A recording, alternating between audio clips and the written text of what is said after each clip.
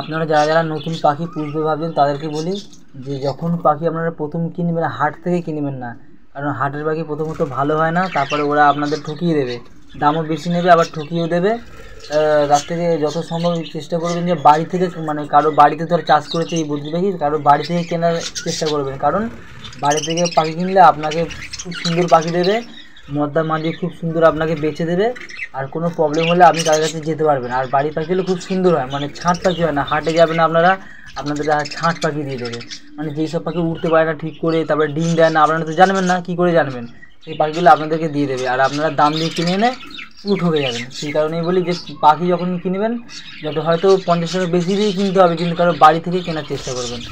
তাহলে কী হয় যে পাখিরা 1 মাস 2 মাস রাখার পরেই আপনার কাছে পাখিগুলো ডিম দিয়ে দেবে। আর এবারে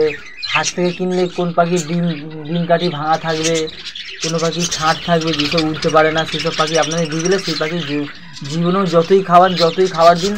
যত রকমের ওষুধ দিন ওষুধ খাওয়ান, সে পাখির ডিম আপনারা দেবে না। সেই কারণে যত সম্ভব চেষ্টা করবেন, কারো যখন নতুন নতুন পাখি পুষবেন তখন যত সম্ভব চেষ্টা করবেন যে কারোর বাড়ি থেকে পাখি কেনা।